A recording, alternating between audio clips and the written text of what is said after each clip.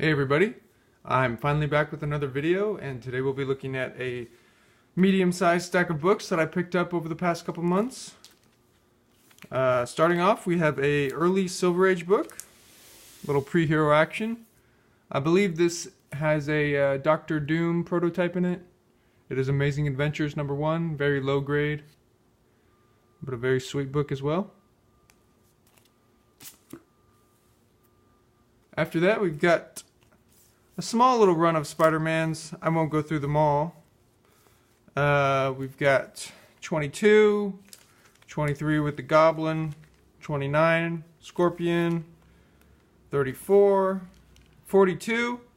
I believe this is the first Mary Jane face or appearance of her, or a quick glimpse or something. Here's 46 with the first Shocker. And 49, a double villain story there. After that, we have a classic key. It is number 121.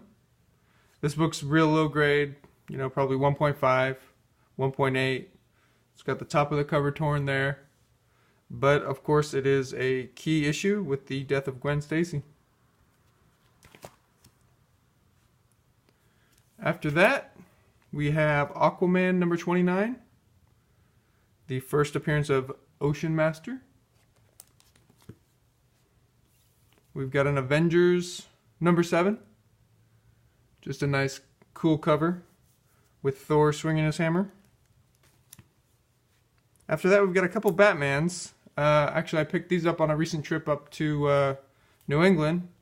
I typically try to go to a store in New Hampshire every time I visit my family over there, and this store happened to have these issues. They were out on top of some boxes, so I don't know if the store owner had pulled them or some other customer had wanted to buy them, but fortunately I picked them both up for $10.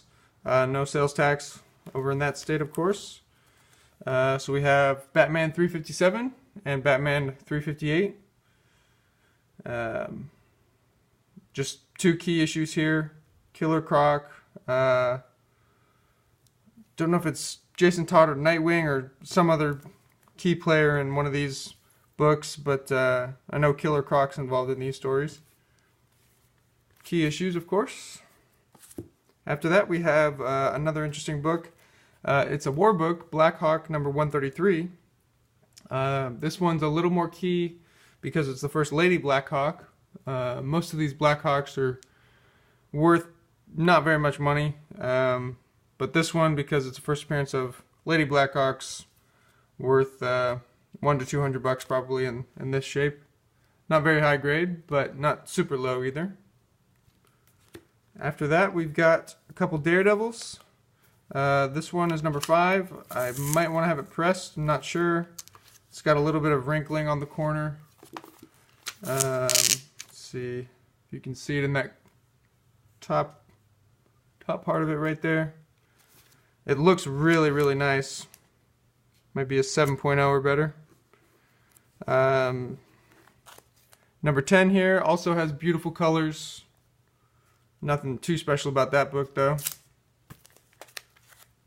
After that, we have an early detective. It is Detective Comics 143.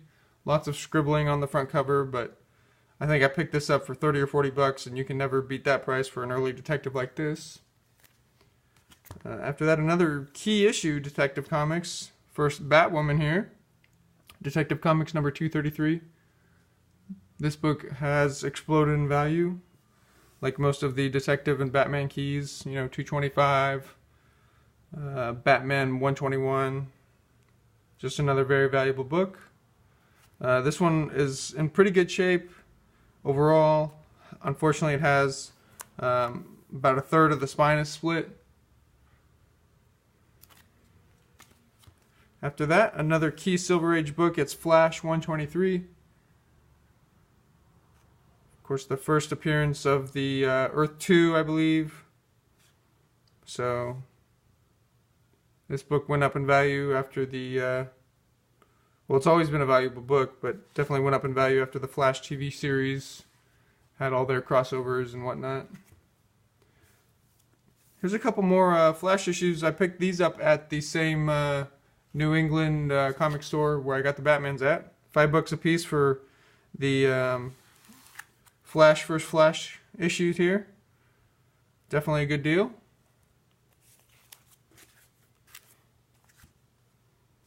After that is a nice, very early Golden Age book. It's Green Lantern number 8, not the Silver Age Green Lantern. So yeah, this is probably early 40s. I might have this one graded. This one actually had a very significant dust shadow going across the cover, and I was able to wipe it off a little bit, so it definitely looks a lot better. So I might have this one graded, and I'd hope for at least a 4.0. And it's another book that I think I might want to have pressed. It's got a little bit of waviness to it, but we'll see about that. Up next is a cool early Atlas, early Marvel Silver Age book, Journey into Mystery, pre-code, Journey into Mystery number 8, with the zombie Walking Dead guy on the cover. Up next, I think we have a couple of Justice Leagues. We have number 3 and number 9. Really cool cover on that one, I think. I believe this has the origin of the Justice League. I'm not sure how much of it is a recap versus, you know, what you see in Brave and the Bold 28, but it is a little more of a key issue. After that, we have another war book. I've been picking these up a little more frequently lately, and I think it's because a lot of the, you know, not so well-known Silver Age books have been picking up in value over the past couple years. But books like this Star Spangled War Stories 84, some of the other Star Spangled War Stories, and Our Army at War books have really gone up in value. So I picked this one up. First, Mademoiselle Marie. After that, we have Strange Adventures number 187. Of course, this is with the Enchantress from the Suicide Squad movie from last year.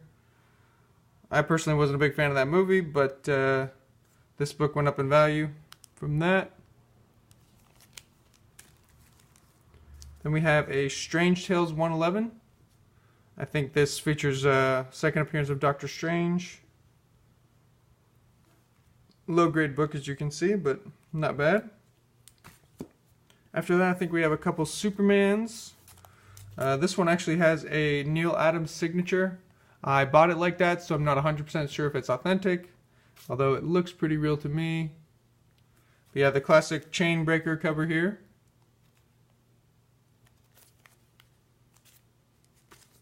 After that is another book that I have purchased from the New England dealer.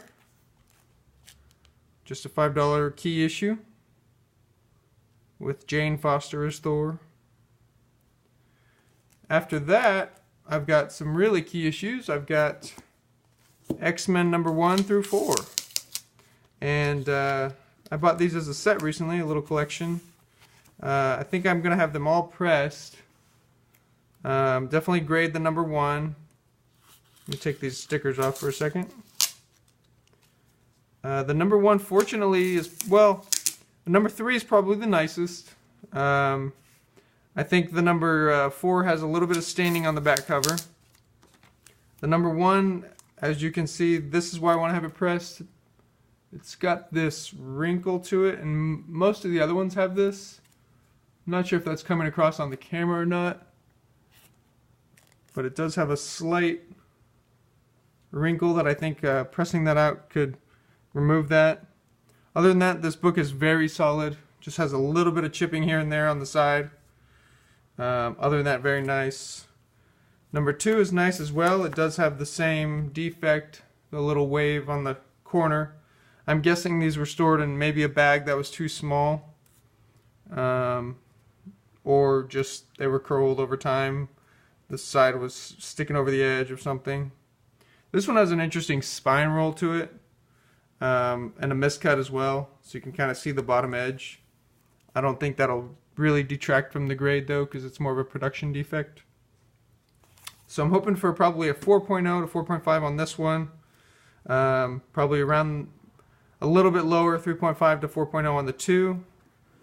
I might not have that one graded. I think might not be worth it, but we'll see.